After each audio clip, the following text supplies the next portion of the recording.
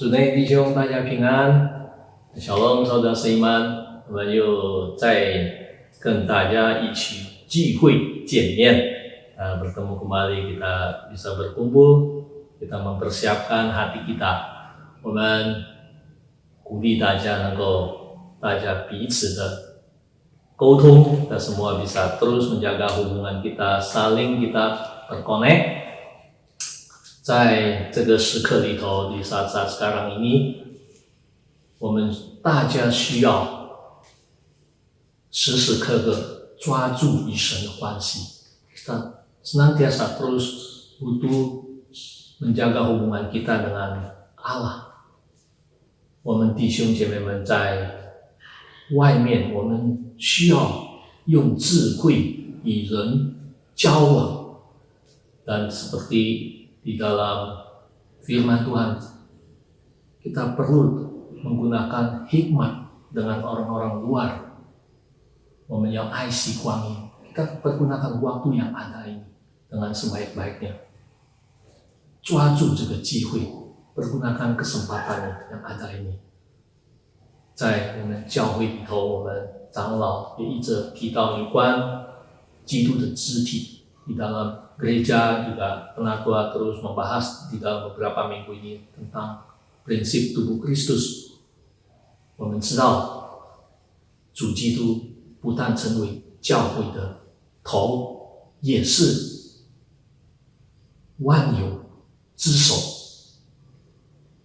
Yesus Kristus tidak hanya sebagai kepala dari gerejanya, tetapi dia juga menjadi kepala dari segala yang ada. 所以我们必须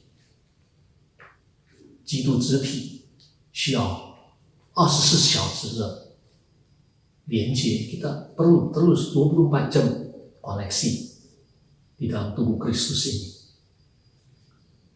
所以我们弟兄姐妹们要大家彼此的拥有一个沟通，在社交媒体或者在 WA， kita semua bisa gunakan waktu ini dengan sebaik-baiknya.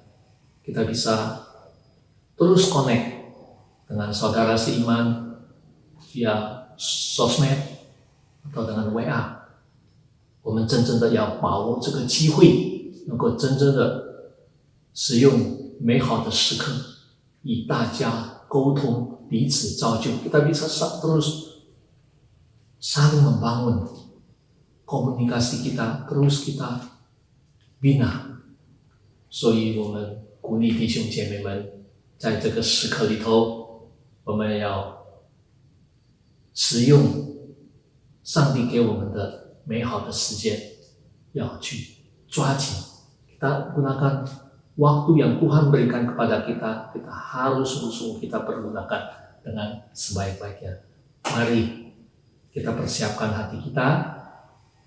好，我们大家来预备我们的心，我们准备在下一周，别忘了，我们已经进入了在8月份，8月2号，我们有一个圣餐。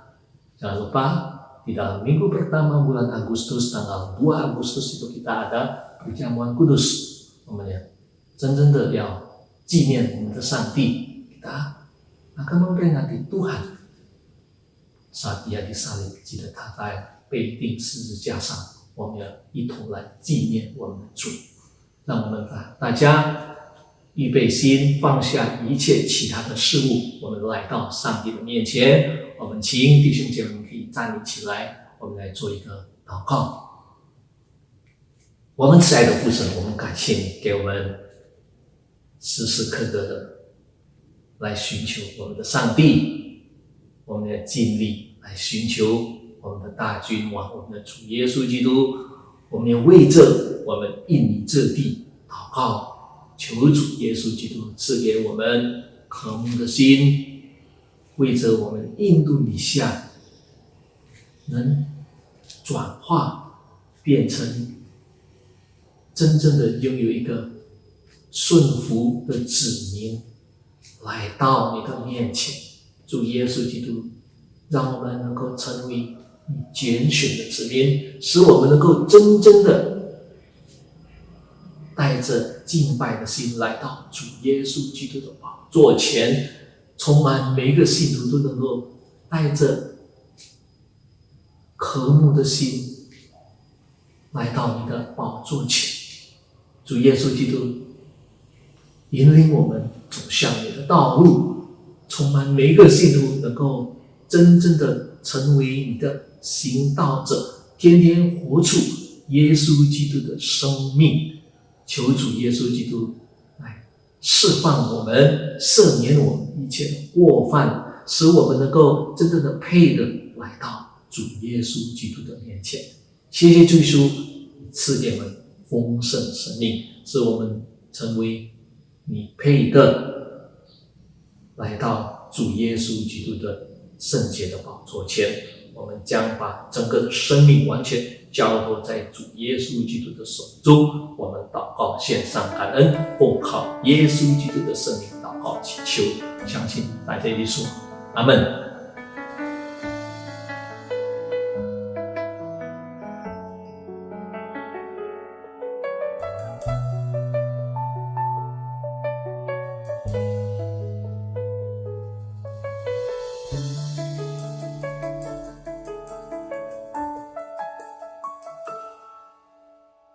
主，我们同行在你面前，以祷告寻求你面。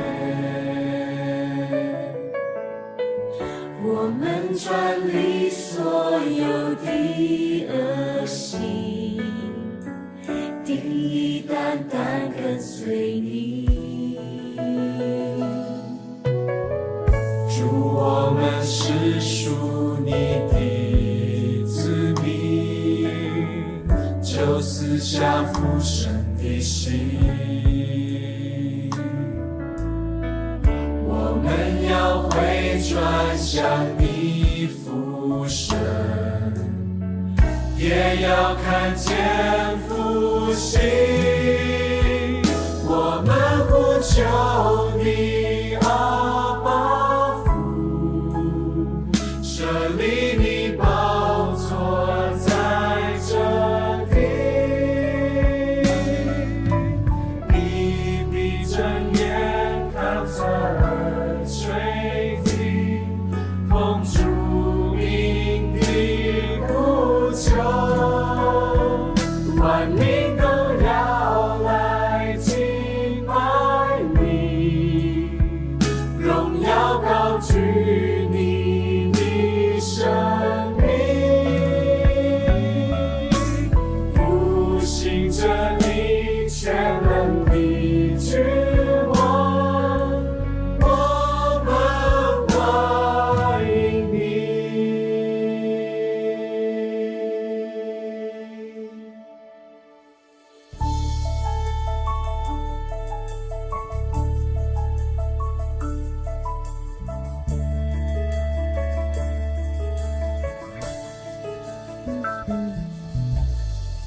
主，我们同行在你面前，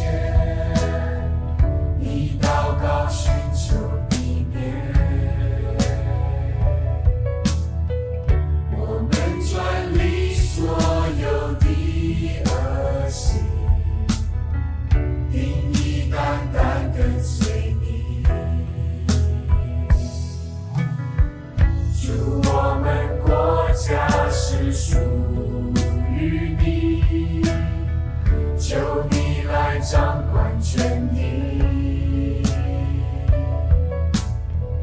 愿你来怜悯医治这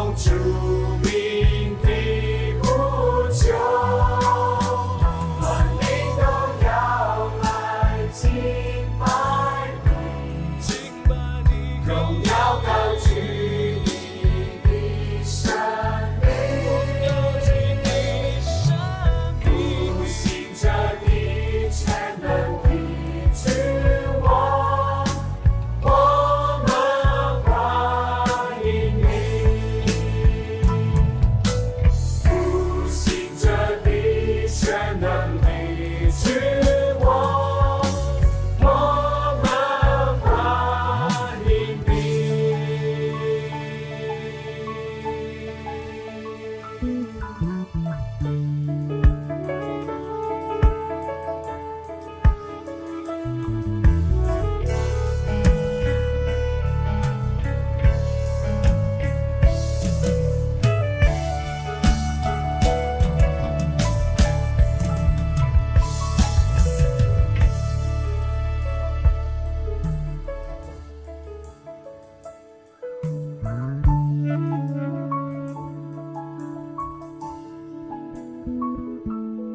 我们呼求你，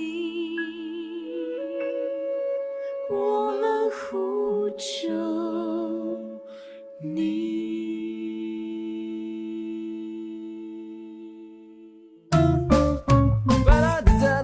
耶和华是我牧者，我必不致缺乏。是我躺卧青草地，在安歇的水边。他使我灵魂苏醒，引我走正义路。我虽过死荫幽谷，也必不怕遭害。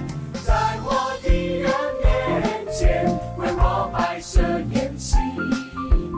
你用油膏我的头，使我腹背满溢。一生一世有恩惠，有慈爱跟随我。我要住在你殿中，直到永永远远。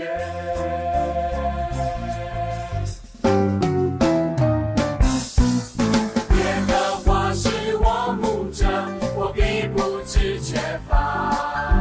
是我躺卧青草地，在安歇的水边。他使我灵魂苏醒，引我走正义路。我虽过死荫幽谷，也必不怕遭害。嘿嘿呦，嘿嘿呦，主你与我同在。你的杖和你的竿，时时都安慰我。嘿嘿呦，嘿嘿呦，有慈爱跟随我。我要住在你殿中，直到永永远远。嘿嘿呦，嘿嘿呦，主你与我同在。你的杖和你的竿，时时都安慰我。嘿嘿呦，嘿嘿呦，有慈爱跟随我。我要住在你殿中，直到永永远远。我要住在你殿中，直到永永远远。直到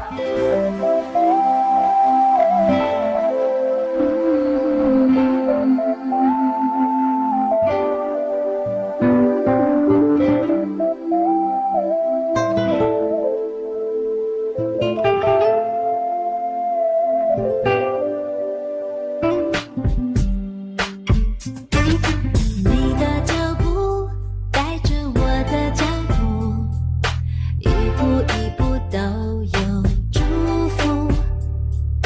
每个脚步我要紧紧跟随，走在模糊的道路。就给我更多的勇气，给我更多的信心，让我勇敢踏出跟随你的脚步，跟你行在水面上，跟你走在旷野地，曲曲折折我也不在乎。只要更多信靠你，只要更多顺服你，凡是出于你的我就默然不语。就算经过黑暗谷，就算遇到暴风雨，在你手中都将变成祝福。你的脚步带着我的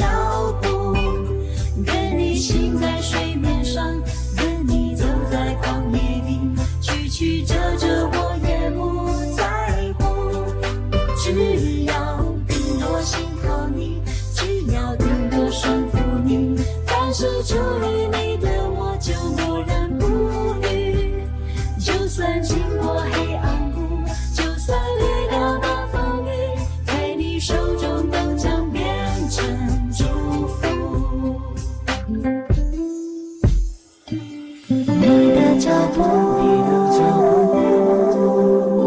带着我的脚步，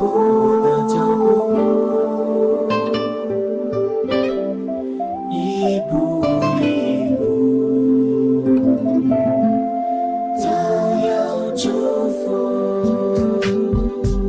请给我更多的勇气，给我更多的信心，让我勇敢踏出跟随你的脚步。愿你行在水面上，愿你走在旷野里，曲曲折折我也不在乎。只要更多信靠你，只要更多顺服你，凡是出于你的我就默然不语。就算经过黑暗谷，就算遇到暴风雨，在你手中都将变成祝福。就算经过黑暗谷，就算遇到暴风雨，在你手中都将变成祝福。就算经过黑暗谷，就算遇到暴风雨，手中都将变成祝福。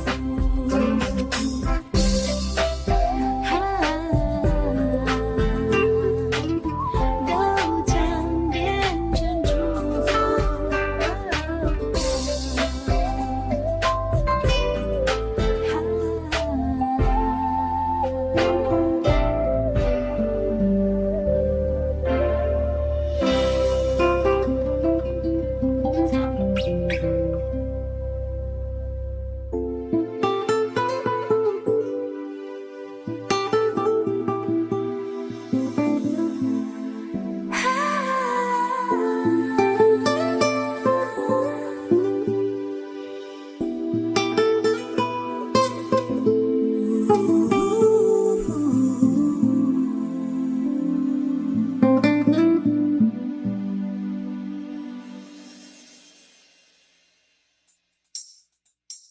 不论有多大有多难的事，交托在全能的上帝手里。不论有多大有多难的事，交托在上帝手里。看看耶和华成就大事，他说有就有，他命立就立。看看耶和华成就大事，在他没有难成的事。不论有多大有多难的事，交托在全能的上帝手里。不论有多大有多难的事，交托在上帝手里。看看耶和华成就大事，他说有就有，他命立就立。看看耶和华成就大事，在他没有难成的事。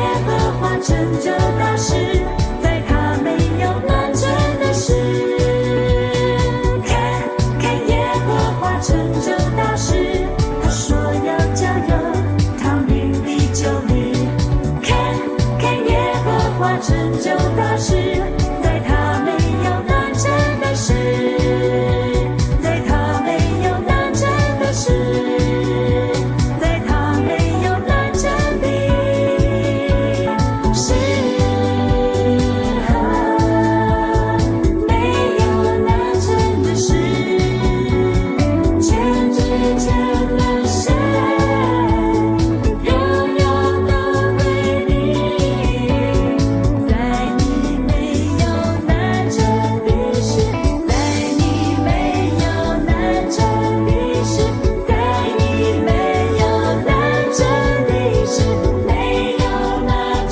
他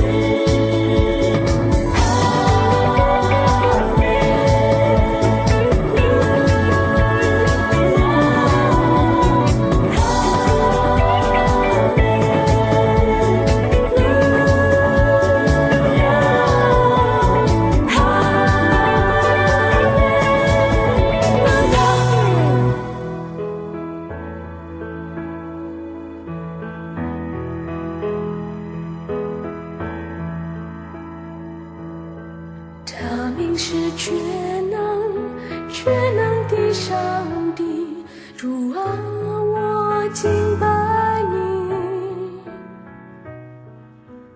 一切他都能，万事都可能，宇宙万物主宰。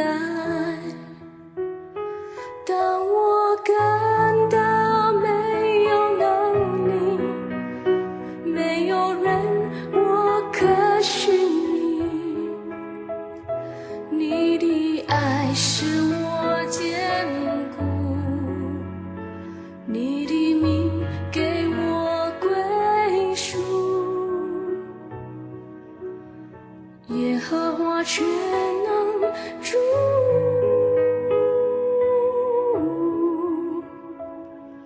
必然成就，必然成就这事。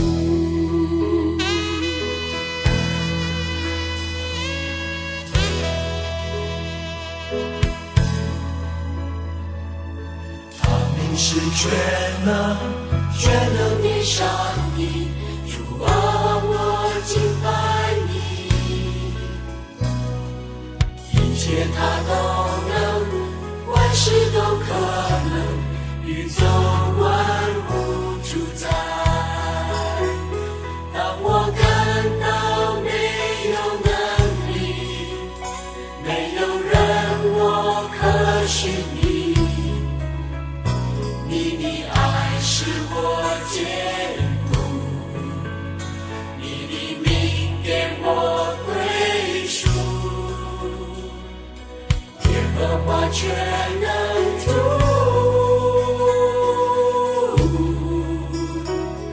必然成就，必然成就这事。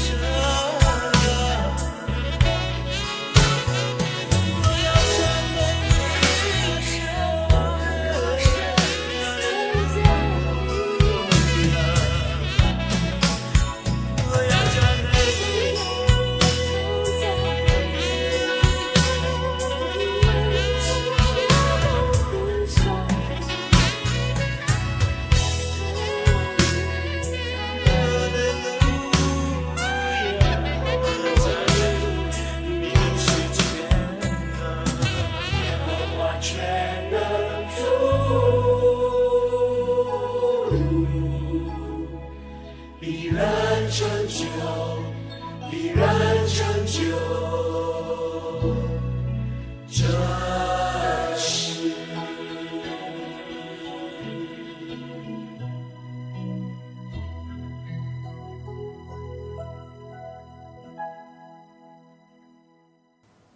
Shalom saudara-saudara, Shalom，亲爱的弟兄姊妹， kita senang berjumpa lagi dalam ibadah kita. 我很高兴我们有大家在这个聚会里面见面了。 Nah, kita masih ingat saudara, 还记得吗，弟兄姊妹？ kita terus belajar bagaimana kita kembali ke pola gereja yang mula-mula. 我们还是不断的学习，怎么样才能够回到起初的教会的形象。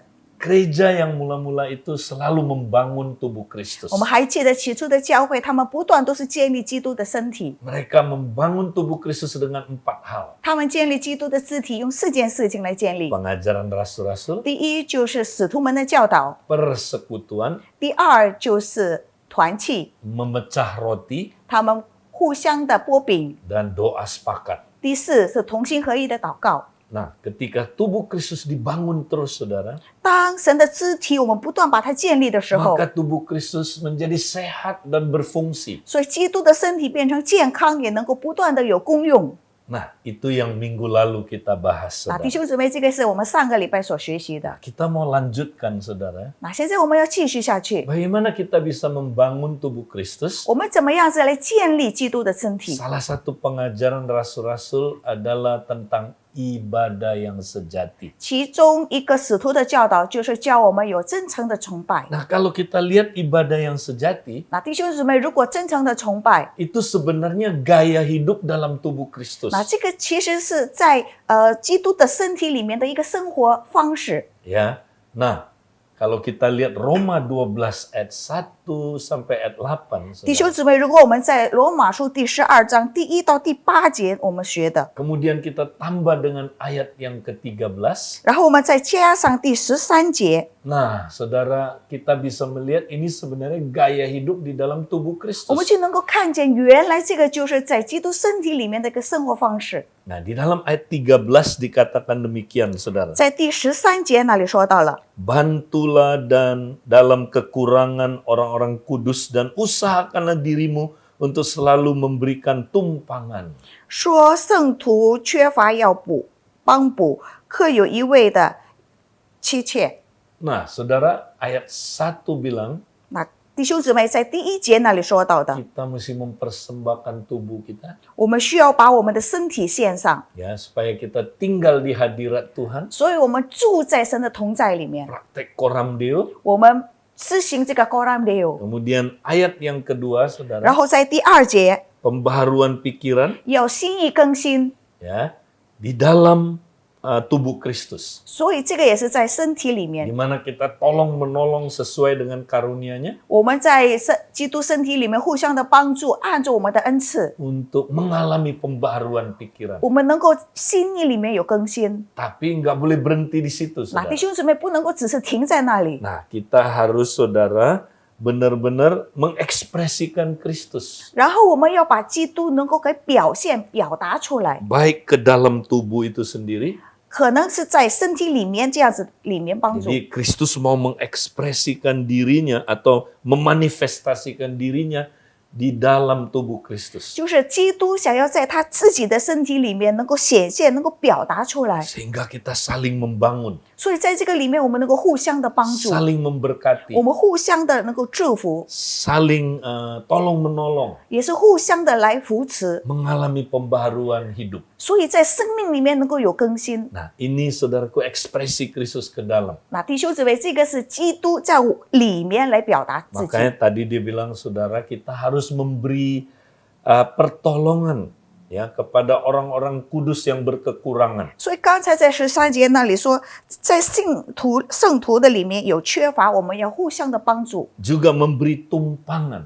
我们也要帮助给他们有自助的。 Nah, ini kalau anggota tubuh ada yang lemah, 比如说，如果身体里面如果有一个肢体有软弱， ada kekurangan, 有一些的弱点， yang lain akan bantu. 那其他的地方就会帮助 Nah, 他。 ini ekspresi Kristus ke dalam. 这个是基督表现自己在里面了。 Tapi juga saudara, Kristus mau mengekspresikan dirinya keluar. 那基督也要把自己表达到外面去， Nah, yaitu keluar tubuh Kristus, 就是到基督身体的外面去， artinya menjangkau jiwa. 就是去那里去得到灵魂。 Ya, supaya jiwa itu masuk ke dalam tubuh Kristus, 所以那个灵魂就能够也是进到肢体里面， dimuridkan, 在那里得到门徒训练， mereka juga tumbuh, 他们在里面也能够成长， terbentuk kompak-kompak, 在里面有一些的compact的小组， dan mereka nanti diutus lagi, 然后之后他们也会被拆传出去， memperluas kerajaan Allah, 他们把神的国度给扩 dan 展， mereka juga membangun tubuh lagi, 他们 saudara, 再去那里建立肢体， mengutus lagi. 他们也再去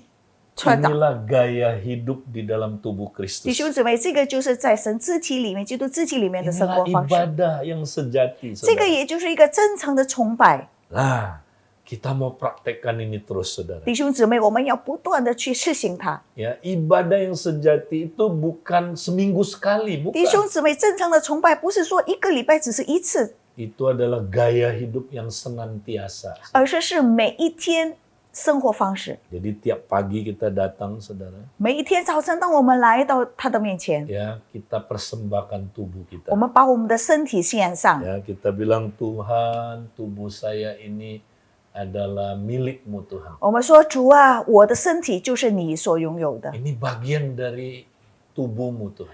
我的身体也是你的身体之内， Ku persembahkan kepadamu. 所以我把我的身体献上给你， Pakailah tubuhku Tuhan 求你用我的身体 untuk kemuliaanmu, 来荣耀你的名， untuk taat kepada kehendakmu. 叫我能够顺服你的旨意。 Karena itu Tuhan, 所以主啊， biarlah tubuhku melakukan apapun di hadiratmu. 叫我的身体能够在你的面前去做你要我做的事。 Oh Tuhan, ku persembahkan tubuhku Tuhan. 主啊，我把我的身体献上给你， Biar sepanjang hari ini aku hidup di hadirat 叫 Tuhan. 我这一天里面我都是活在你的同在 Aku 里。 minta Roh Kudus-Mu mengambil alih Tuhan. 我祷告主啊，你的圣灵来掌权我， Pimpin aku sepanjang hari 你在 ini. 这一天里面都要带领着我。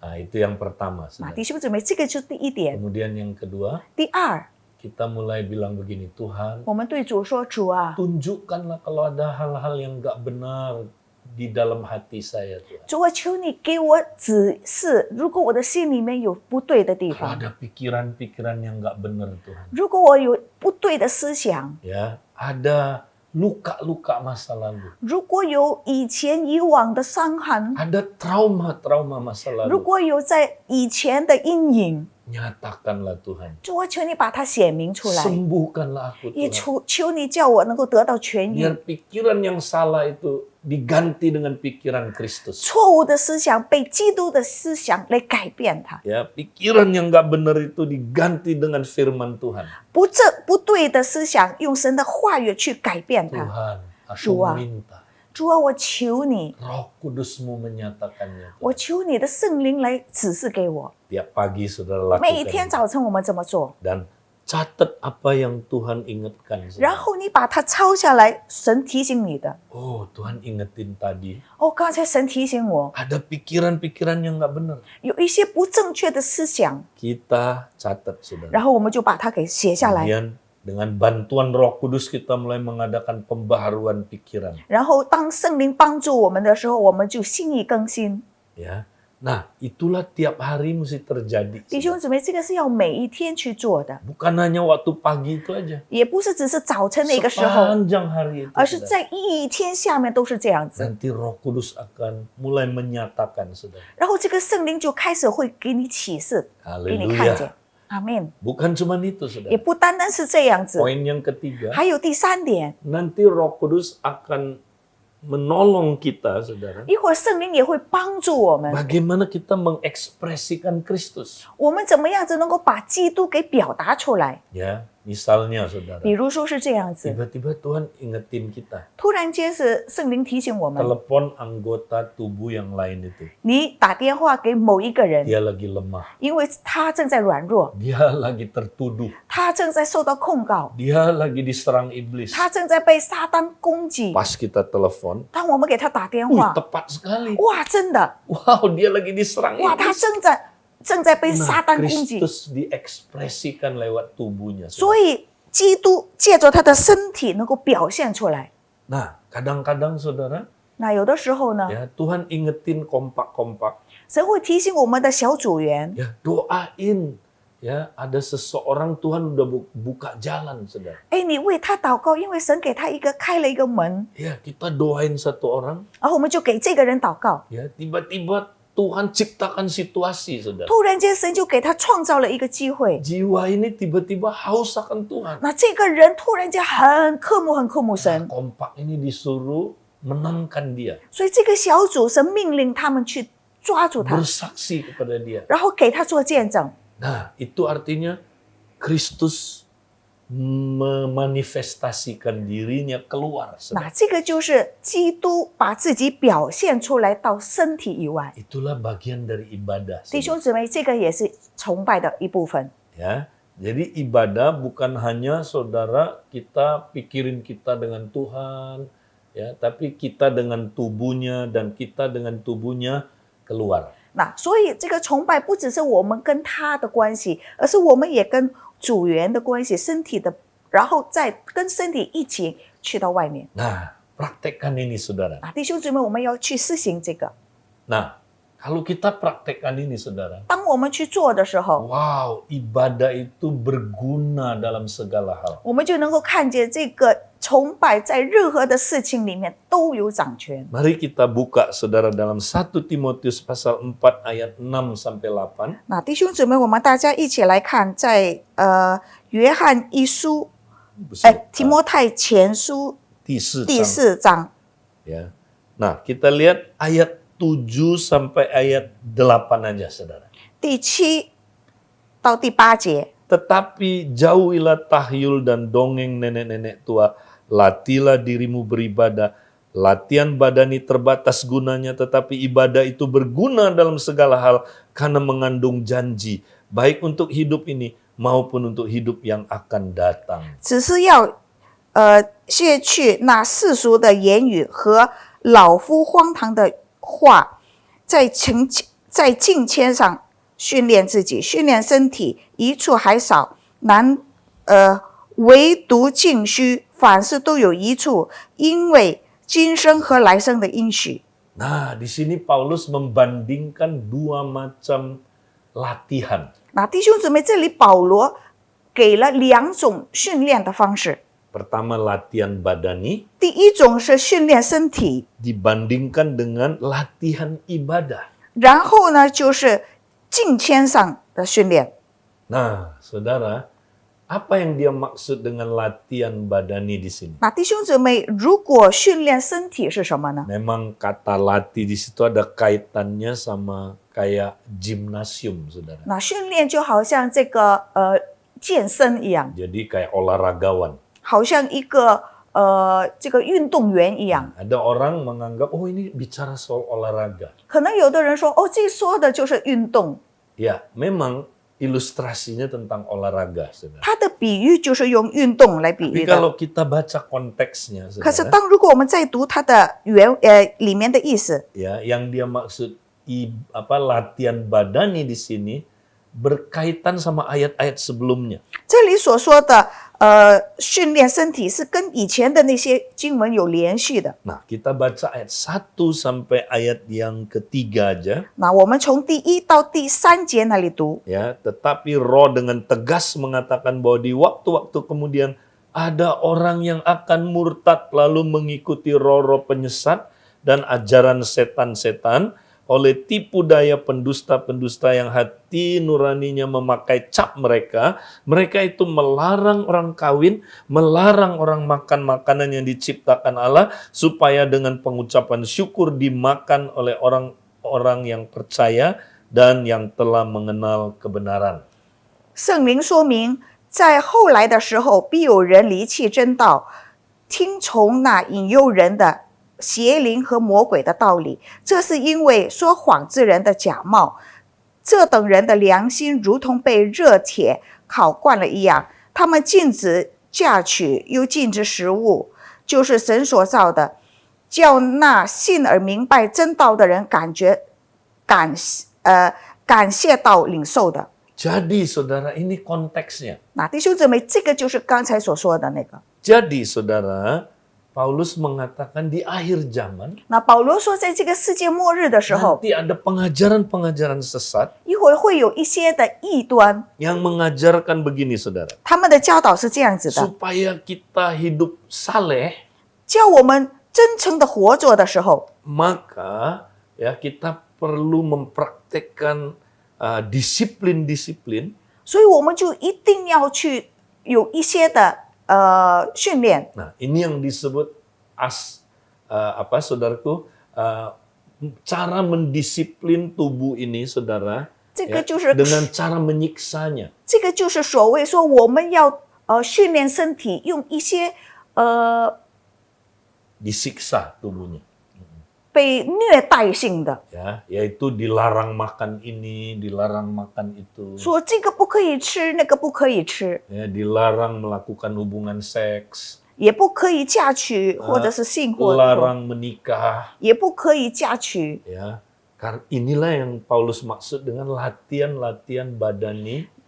那这里就是保罗所说的身体上的训练。 Jadi ada orang saudara dari pengajaran sesat 那有的一些的人是在邪端里面这么 yang 说， mengatakan kalau kita mau hidup saleh, 他们说，如果你要有真诚的生活， kita mesti praktekkan disiplin-disiplin untuk menyiksa tubuh kita, 你要一些的锻炼，就是要虐待你的身体， neken hawa nafsunya. 把你的意念把它给压住。 Ya, misalnya saudara. 比如是这样子， Sekarang juga banyak itu 那 saudara. 现在也有很多这样 Ya, 子。 supaya kita hidup saleh, 如果我们要真诚的生活， kita mesti tekan hawa nafsu 我 kita. 们要把自己的意念把它给压住着。 Caranya gimana? 怎么样子压呢？ Lewat meditasi. 就是用一些的修为， Ya, lewat disiplin-disiplin tertentu. 或者是有某一种的锻炼方式， Ya, diet-diet tertentu. 或者有某一些的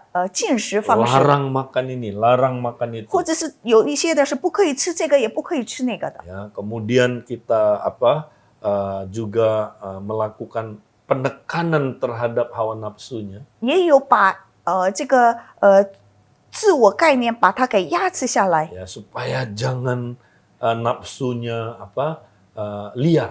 叫他的意念不要太狂妄旷野。 Nah, Paulus bilang latihan badani yang demikian 那保罗刚才所说的这样子一类的训练， sebenarnya ada gunanya.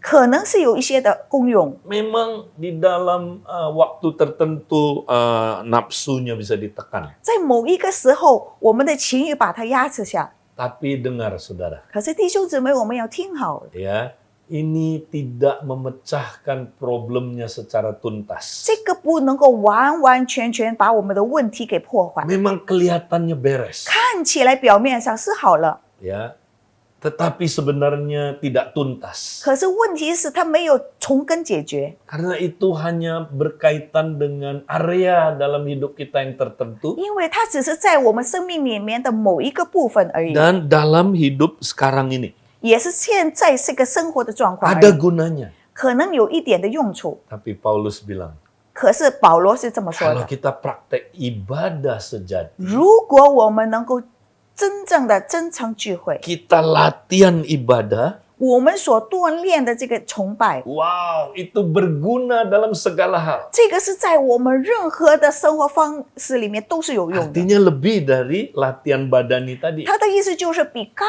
才的那个身体上的操练 Bah- 要更加的有用。 Bahkan saudara berguna untuk hidup yang sekarang maupun hidup yang akan datang. 所以它的功用不单单是现在的生活，也是在我们以后的生活里面。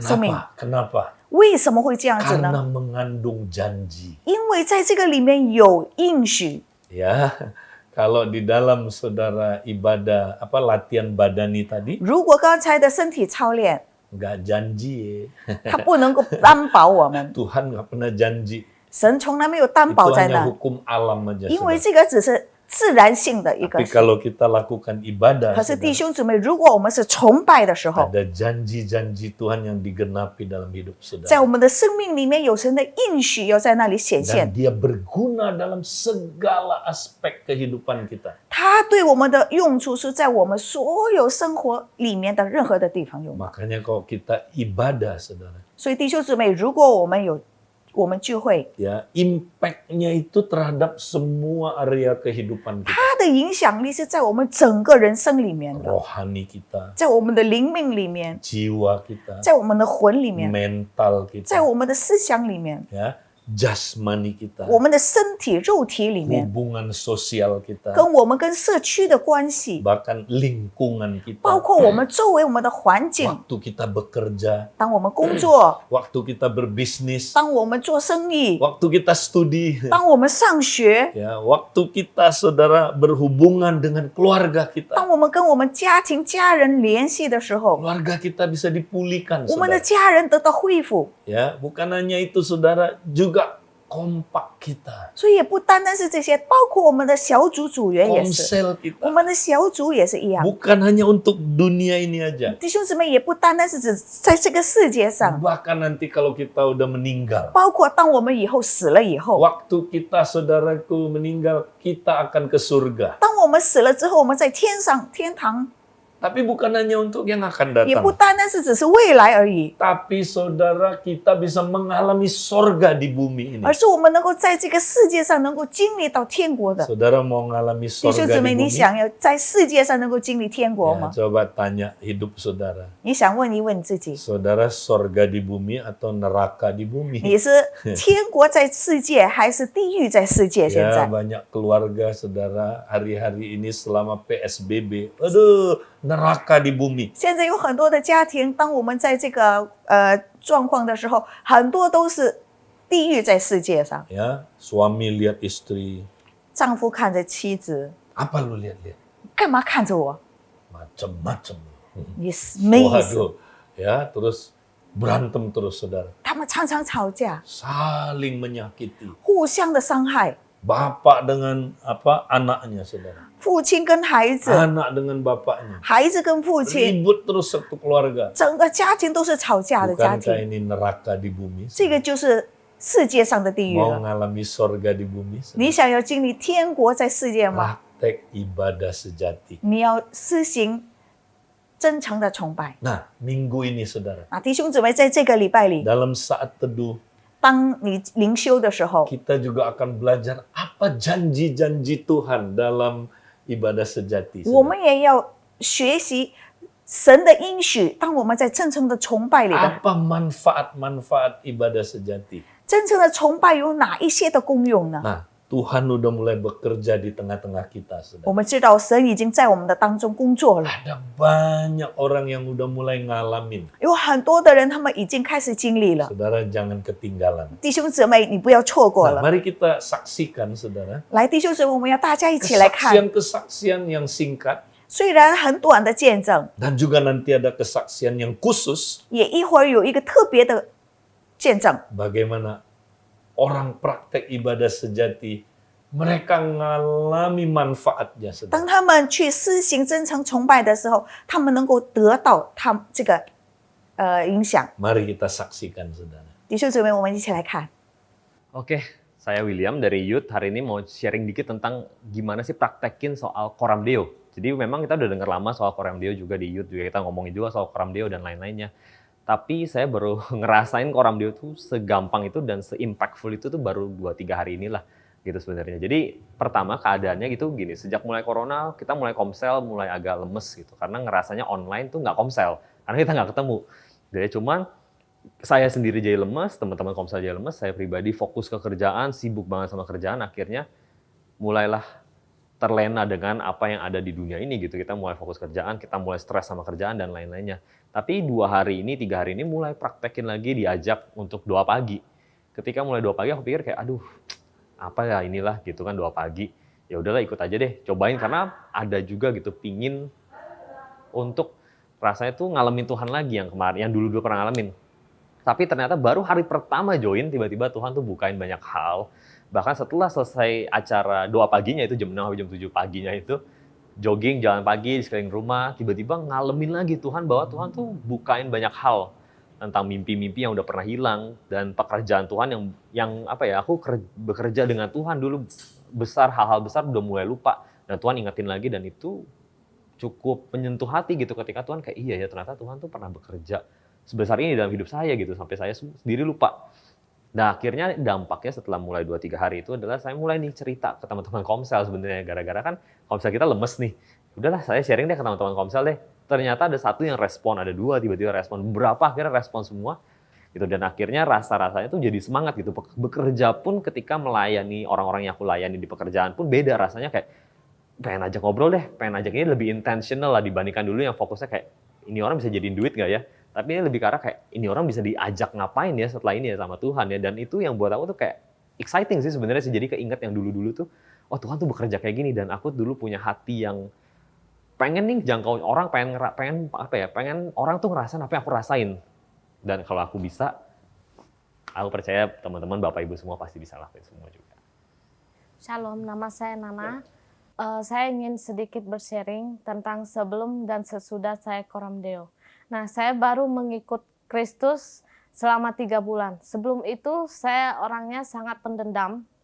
Terus saya juga sulit untuk mengasihi, dan saya juga sulit untuk memberi. Nah, ketika itu saya sangat merasa minder orangnya. Terus saya juga tidak percaya kalau saya itu layak di mata Tuhan, sebab saya ini sangat berdosa dahulunya. Nah, setelah itu saya dihubungin dan oleh mentor saya untuk mengikuti Coram Deo. Nah, di situ saya mengalami kuasa Tuhan sangat bekerja di hidup saya. Dan pertama kali saya merasakan kesembuhan. Luka batin saya yang selama bertahun-tahun saya pendam, tetapi ketika Tuhan ingatkan saya untuk melepaskan semua hal yang ada di hati saya, dendam saya, kebencian saya. Nah, pas itu saya melepaskannya, sangat merasa lega. Nah, ketika itu berhari-hari saya ikut Coram Deo, terus saya mengalami kesembuhan, dan pas itu saya merasa Tuhan membelai kepala saya, dan saya di saat itu penuh Roh Kudus. Nah, saya juga belajar untuk mengasihi sesamaku manusia, keluargaku, orang-orang luar lain. Saya juga belajar untuk memberi kepada orang-orang yang lagi kesulitan, dan waktu itu saya juga memberi kepada keluargaku yang lagi kesusahan, dan saya juga mengajak keluargaku yang lagi tawar hatinya untuk Coram Deo. Nah, ayo teman-teman, ayo coba ikut Coram Deo dan mengalami kuasa Tuhan yang sangat bekerja. Terima kasih. Shalom teman-teman semuanya. Perkenalkan, nama saya Dewi. Nah, dulu itu saya itu orangnya suka menghakimi orang lain. Terus juga saya itu orangnya itu emosional tinggi ya. Nah, itu kadang tuh suka marah-marah nggak jelas gitu. Nah, kalau misalnya ada sesuatu yang sebenarnya masalah kecil gitu ya, tapi kadang suka digede-gedein juga. Nah, terus hubungan saya sama orang sekitar itu nggak baik. Terutama sama keluarga saya juga tuh, mama papa saya, terus juga adik-adik saya, dan hubungan saya sama teman-teman kantor pun nggak baik juga. Dan saya tuh merasa tertolak di kantor. Nah, setelah saya ikut Coram Deo, saya tuh merasa kalau saya tuh dipulihkan dalam hal hubungan saya dengan keluarga saya, dengan mama papa saya, dengan adik-adik saya, ataupun dengan teman-teman saya. Nah, di situ sampai sekarang pun mama bisa ikut Coram Deo juga bersama-sama dengan kita gitu loh. Dan mama pun dipulihkan juga, dimana dulu itu dia sangat mengalami kepahitan dengan papa saya, dan dia tuh nggak mau mengampuni papa saya karena ada kesalahan. Nah, setelah itu, mama saya itu mau mendoakan papa saya dan benar-benar dipulihkan, di mana dia itu mau mendoakan, waktu itu kemarin sempat papa saya sakit. Nah, dia mau mendoakannya, mau ikut mendoakan, dan dia mau mengampuni papa saya. Dan dia mau mendoakan supaya papa saya diubahkan. Nah, setelah itu, nggak lama kemudian, itu tuh papa saya mulai dengar-dengar nih, ikut doa pagi juga gitu loh. Dan saya bener-bener amazed banget gitu loh. Perbuatan Tuhan tuh bener-bener ajaib banget gitu loh. Hal yang sebelumnya saya nggak kira itu bisa dilakukan, tapi itu benar-benar terjadi gitu loh. Nah, saya di sini mau ajak teman-teman sekalian supaya Coram Deo sama Tuhan. Dan saya yakin kalian bakalan ngalamin hal yang sama dengan saya. Terima kasih. Shalom semuanya, nama saya Acia. Saya mau sharing tentang sebelum dan sesudah saya ikut Koram Deo. Sebelumnya saya orangnya sulit untuk bisa bangun pagi. Dan setelah bangun itu biasanya bangunnya jam 9 sampai jam 10. Nah setelah bangun itu biasanya saya fokusnya ke media sosial seperti Instagram, YouTube, dan main game. Setelah saya dimentorin untuk ikut Koram Deo, saya mengalami hal-hal perubahan yang sangat luar biasa, di mana sebelumnya saya tidak pernah mengalami hal tersebut. Saya merasa hidup saya begitu berarti. Saya merasa hidupku dipenuhi, dikasihi oleh Tuhan. Saya bersyukur saya masih diberi kesempatan oleh Tuhan untuk menyembah Dia. Saya bersyukur saya bisa memberikan waktu terbaikku, mempersembahkan yang terbaik untuk Tuhan di pagi hari. Sampai di dalam Koram Deo itu, saya diingatkan Tuhan, saya diberi satu ayat firman Tuhan, yaitu Kolose 3 ayat 23. Dari situ saya mendapat firman itu, saya di flashback kembali, dulunya saya adalah anak broken home. Saya dididik sama nenek saya itu sangat keras, dan saya dulu kecil juga mengalami luka hati, di mana saya sulit untuk mengampuni, mengasihi, peduli dengan orang-orang sekitar saya. Setelah saya Koram Deo, saya mengalami hadiratnya Tuhan. Saya pelan-pelan dipulihkan oleh Tuhan. Saya bisa mengajak teman-temanku, saya bisa mendoakan mereka. Saya melihat perubahan-perubahan yang begitu luar biasanya di dalam hidup mereka. Nah, saya ingat satu ayat firman Tuhan, yaitu Matius 6 ayat 33. Dari situ saya melakukan apapun, saya benar-benar fokus, titik fokusku adalah untuk Tuhan, kerjakan semuanya untuk Tuhan. Nah, saya melihat suatu perubahan di dalam hidupku yang begitu luar biasa. Yuk mari teman-teman, kita Koram Deo, kita mengalami hadirat Tuhan yang begitu luar biasa, bisa mengubah hidup kita yang sebelum dan sesudahnya. Kak Edi, hari ini saya mau ceritain kesaksian dari salah satu kompak yang di area saya. Ini saya kenalin Yuni. Dia ini baru bergabung dengan Komsel di area saya itu kira-kira Oktober ya. Oktober tahun lalu. Dan dia ini udah sempat ikut SPK waktu awal Januari. Tapi karena COVID, jadi akhirnya kan Maret itu terhenti ya. Tapi luar biasanya saya ngeliat pertumbuhan Yuni. Dia tadinya bukan orang percaya gitu, tapi saya ngeliat dia luar biasa bertumbuh itu justru ketika dia ada di dalam kompak. Itu loh. Jadi ada kejadian dia ini sempat berhenti kerja tahun lalu gitu. Terus dia memutuskan untuk usaha, tapi karena COVID usahanya itu sempat nggak ada penghasilan gitu. Jadi dari Januari sampai Juni itu dia nggak ada pemasukan.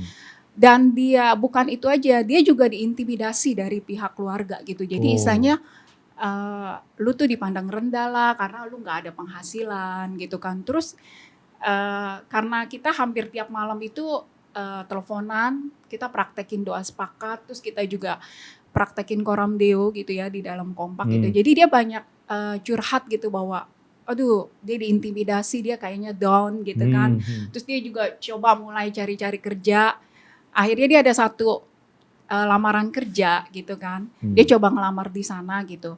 Terus sepertinya sih dia bilang awalnya sih dijanjin kayaknya oke, tapi lama-lama kayaknya dia tunggu-tunggu kok nggak ada kabar gitu kan. Terus kayaknya sepertinya kesempatan dia kecil gitu. Tapi bersyukurnya kompak mereka nih jalan gitu loh. Jadi dan dia juga justru dia punya hati juga mau praktekin gitu loh Koram Deo, meskipun dia jiwa baru ya kayak dia.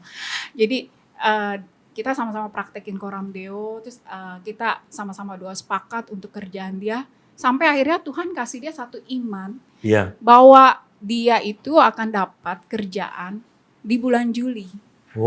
Gitu loh. Gitu. Tapi kenyataannya nggak seperti itu tuh kayak di. Malah dia nggak dapat panggilan gitu kan. Udah gitu juga kondisi keuangan dia semakin menipis. Dia sempat down karena dia sering kali telepon kita terus minta dikuatin segala macam gitu kan. Nah udah gitu di tengah-tengah dia sedang mencari kerjaan gitu, dia juga kan hubungan sama mamanya nggak begitu bagus gitu ya, karena mamanya juga bukan orang percaya. Jadi dia sering kali konflik sama mamanya karena mamanya juga suka ungkit-ungkit masa lalu gitu. Dia juga cerita dan bersama dengan teman kompaknya itu mereka juga sepakat untuk berdoa buat mamanya gitu kan. Tapi akhirnya ada satu kejadian di mana mamanya itu sakit, demam tinggi. Ya kan, nah dia sempat bingung karena juga kondisi nggak punya uang, belum dapat kerjaan, buka usaha juga jualan bakso. kadang-kadang bisa nggak dapat uang, ya Yun ya. Iya. Dia bingung harus bawa mamanya ke rumah sakit gitu kan. Tapi akhirnya Tuhan luar biasa waktu kita berdoa, akhirnya karena mamanya diduga COVID, pokoknya udah didiagnosa saja COVID karena mamanya demam tinggi, karena demam tinggi kan salah satu gejala dari COVID, akhirnya dia bisa dapat gratis, nggak harus keluar uang. Padahal sebenarnya juga dia udah ketakutan gitu, khawatir ya karena kondisinya nggak punya uang gitu. Tapi luar biasanya ketika kita bergerak bersama-sama, kita setiap malam berdoa, juga Komsel mendukung untuk berdoa. Akhirnya mamanya itu lewat 3 tes, rapid testnya, swab ke-1 dan ke-2-nya itu dinyatakan, swabnya itu dinyatakan negatif. Wow. Dan seharusnya, dan mamanya udah diisolasi di ICU. Iya. Kondisinya gitu loh. Dan luar biasanya dalam 1 minggu itu mamanya udah boleh pulang. Wow. Dan di tengah-tengah mamanya waktu lagi dirawat di rumah sakit, tiba-tiba dia dapat panggilan dari kantor yang dia lamar. Bahwa dia diterima tepat seperti yang Tuhan kasih iman kepada dia bahwa dia akan dapat kerjaan itu di bulan Juli. Janji-janji itu ditepati. Kita aja sampai terkagum, wah luar biasa gitu ya.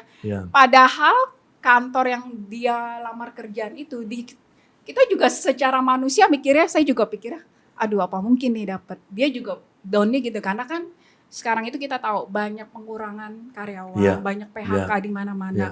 Bahkan kantor yang tempat dia ngelamar itu sempat keluar ucapan bahwa sepertinya lebih baik dia coba cari kerjaan lain, karena kayaknya kondisi keuangan perusahaan juga nggak memungkinkan untuk menerima karyawan baru.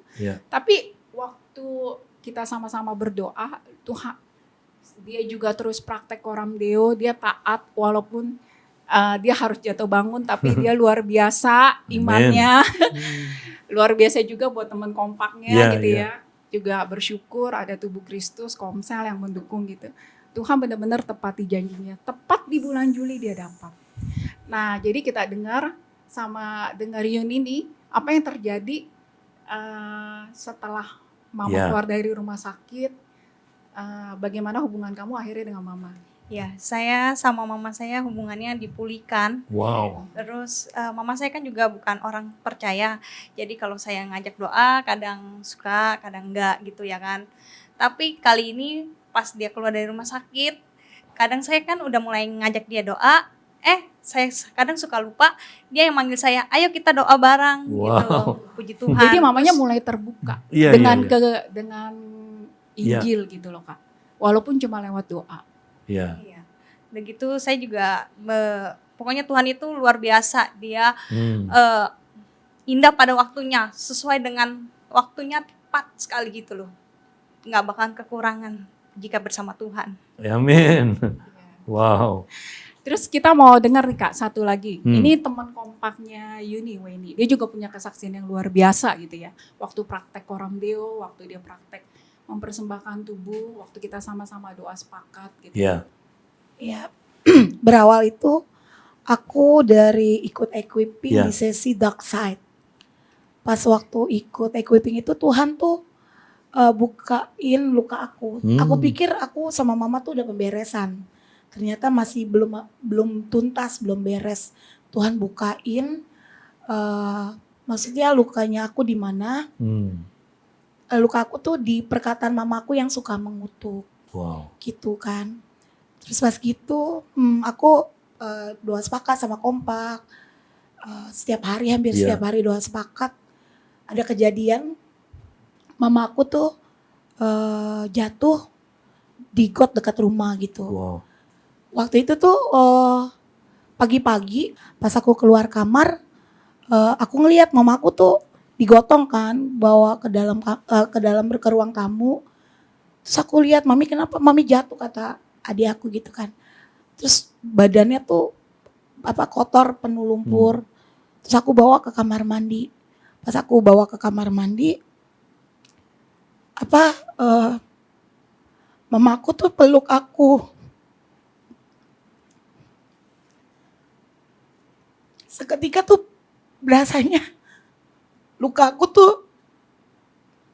pahit aku sama mamaku hilang pas dia peluk aku. Jadi aku tuh kayak berasa kayak ngerti juga saat itu perasaan mamaku gitu, kayak hatiku kayak tahu gitu, kayak ada perkataan mamaku seperti, oh ternyata dia sayang sama aku. Pas saat itu tiba-tiba kayak luka aku tuh kayak udah lepas aja, kayak udah hilang gitu. Nah pas gitu kan kita bawa dia ke rumah sakit. Pas aku kan agak panik, aku meskipun maksudnya konflik sama mamaku, dalam hati aku sayang gitu sama dia. Sayang banget gitu sama dia. Akhirnya kita bawa dia ke rumah sakit. Pas dibawa ke rumah sakit itu aku praktekin Coram Deo gitu. Tuhan tuh juga bukain luka-luka mamaku, masa lalu mamaku. Bahkan Tuhan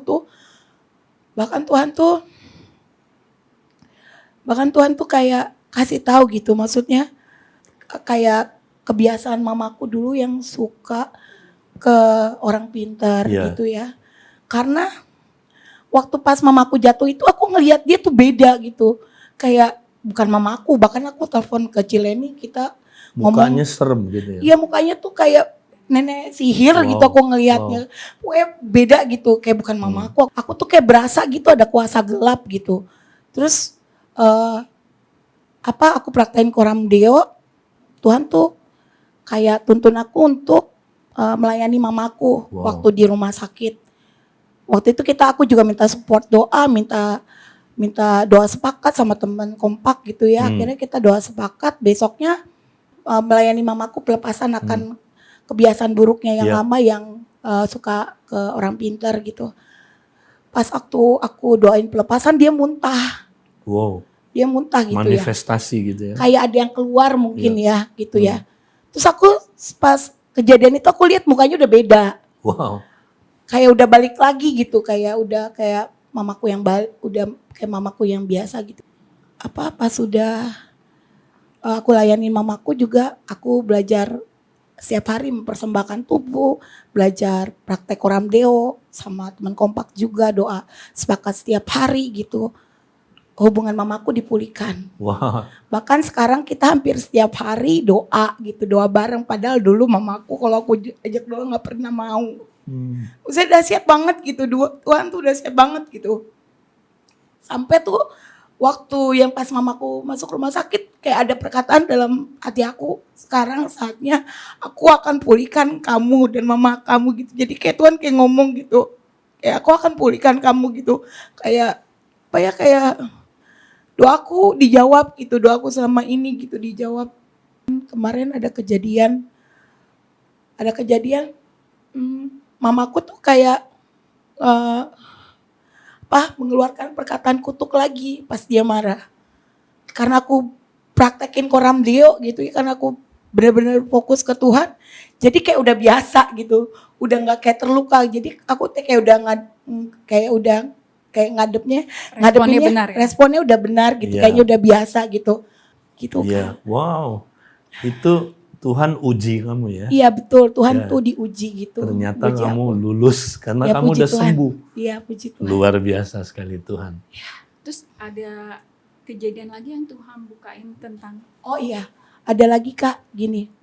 Jadi karena aku terus praktekin Coram Deo gitu ya, Tuhan tuh bukain usaha, maksudnya kayak kasih aku gambaran gitu untuk aku buka usaha gitu. Bahkan sampai Tuhan tuh tuntun aku, nanti kamu buka iklannya kayak gini. Kayak Tuhan tuh tuntun nanti kamu buka iklannya, bikin iklannya kayak gini ya gitu. Tuhan tuh sampai kayak nuntun aku kayak gitu dalam beberapa hari yang lalu. Bahkan ketika aku mau istirahat gitu ya, aku tuh dikasih penglihatan juga.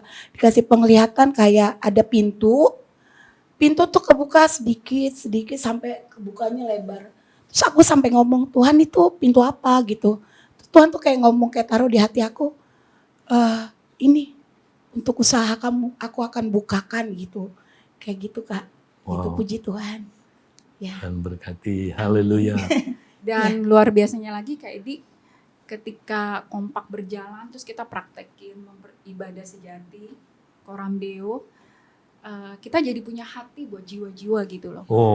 Bahkan ada satu jiwa yang sedang dia follow up, yang tadinya kayaknya acuh nggak acuh, susah dihubungin, tapi kita terus doain, sedikit demi sedikit jiwa itu mulai berespon. Jadi jiwa-jiwa kayak gaya ini hidup loh. gitu. Iya. Jadi kayak gaya hidup baru Iya. kita gitu. Jadi kita Amin. bergerak secara tubuh gitu. Ya. Wow, luar biasa ya Tung ya, Ya, kesaksian betul, Kak. tadi ya. Memang hari-hari ini Kak banyak mengalami kegerakan yang seperti ini Kak. Ketika mereka mulai mengalami kuasa ibadah, oh itu luar biasa dampaknya Kak. Amin, Saya amin. ngerasain area yang di mana Tuhan percayakan, saya mengalami mendengarkan kesaksian-kesaksian yang luar biasa. Tapi masih ada satu lagi Kak, Oke. yang mau bercerita nih bagaimana ya ketika kompak ini mengalami kuasa Tuhan yang terjadi luar biasa. Ada Amin. satu area yaitu Korsel Bapak Onggi dan Kak Morin, dan di tengah-tengah kita sudah ada Kak Morin dan teman kompaknya. Kak Morin bisa ceritakan pengalaman mereka? Saya Maureen dan ini teman kompak saya Daisy dan ini Tari. Kami sebenarnya kompak bersama-sama sudah sekitar 2 tahun. Kami mau setia pada waktu pemimpin di tempat ini mengajak kami untuk kompak. Nah, tapi pada waktu itu kami tidak hanya kompak seperti biasa, tidak mengalami terobosan yang sampai seperti apa. Tapi ketika masa-masa PSBB ini dan kita harus dikondisikan di dalam rumah dan kita sama-sama harus ngikutin equipping juga dari rumah, kita harus ada di rumah masing-masing. Jadi kita lebih banyak waktu untuk via media sosial, via WhatsApp atau via Zoom atau via apapun untuk kita melakukan kebersamaan itu. Kalau dulu kita equipping ada di gereja, tapi sekarang kita equipping via Zoom. Nah, pada suatu awal dari equipping itu saya masih ingat banget pada waktu itu Kak Edi mengajar tentang dark side. Itu luar biasa. Jadi saya maupun Desi maupun Tari itu dibukain banyak sekali oleh Tuhan. Dan terutama Tari. Nah, Tari ini sudah beberapa waktu yang lalu dia sudah kesaksian bagaimana dia dipulihkan dan mengalami pembaharuan pikiran. Nah, tapi Tuhan terus bukakan dari minggu ke minggu ketika Kak Edi mulai khotbah tentang ruang-ruang di hati, tentang apa. Banyak sekali sebenarnya dari minggu ke minggu dan banyak sekali kesaksian yang benar-benar menguatkan kami bersama-sama. Dan kami semakin hari akan semakin haus gitu. Kami mau, oh minggu ini ada apa lagi? Minggu ini ada apa lagi ya? Kak Edi mau ngajar apa lagi gitu. Nah sampailah pada waktu 2 minggu yang lalu ketika Kak Edi ngajar tentang ruang-ruang di hati kita. Nah di mana Yesus seharusnya menjadi Tuhan dalam setiap ruang itu. Disitulah, nah pada waktu itulah Desi di rumahnya mengalami sesuatu dengan keponakannya Lia. Nah, kita dengarkan. Silakan Desi ceritakan. Makasih. Shalom, nama saya Desi. Saya mau membagikan apa yang saya alami bersama ponakan saya pas waktu Kak Edi bagikan tentang kita izinkan Tuhan untuk membersihkan ruang-ruang dalam hidup kita. Gitu. Jadi banyak hal yang kami alami, kebiasaan kami pada saat ibadah di rumah ini, awalnya kita doa bersama keluarga dan ya habis doa ikutin ibadah yang ada, terus kita sharing dengar kita sharing firman. Kami doa tutup gitu. Jadi pas kejadian yang tentang firman yang sudah kami dengar itu, saya nanya sama ponakan saya pas udah selesai ibadah, saya tanyain dia, kamu mau didoain apa gitu. Saya cuma nanya satu doang, dia langsung tuh terbuka sama saya, trauma-trauma yang dialami, ketakutan-ketakutan yang dialami, terus dosa-dosa dia juga terbuka sama saya. Di situ saya dengar semuanya dan saya bilang sama dia, karena dia pernah dilempar sama mamanya sampai kepalanya berdarah kan. Jadi dia marah gitu sama mamanya. Punya ada trauma-trauma yang dia alami. Mungkin Lia bisa ceritain? Ya, coba cerita. Ya. Waktu sebelum orang tua saya menikah, mama saya pernah cerita sebenarnya saya itu hamil di luar nikah. Dan saya sendiri memiliki trauma karena saya nggak mau ngalamin hal yang sama kayak waktu mama saya, dan itu bikin saya sedikit takut karena kayaknya itu salah banget di mata Tuhan dan saya nggak mau ngecewain Tuhan dengan sikap yang terjadi sama mama saya waktu sebelum menikah sama papa saya. Makanya saya cerita sama Tante Desi, doain saya mau lepasin itu. Wow. Dan saya nggak mau itu tertanam dalam diri saya, bahkan keturunan saya ke depannya gitu. Hanya, Jadi akibat itu kamu rasa seperti hidup ini gimana? Kamu rasa akibat-akibat perlakuan mama kamu terhadap kamu, apa akibatnya? saya kayak nggak bisa menahan hawa nafsu saya sendiri.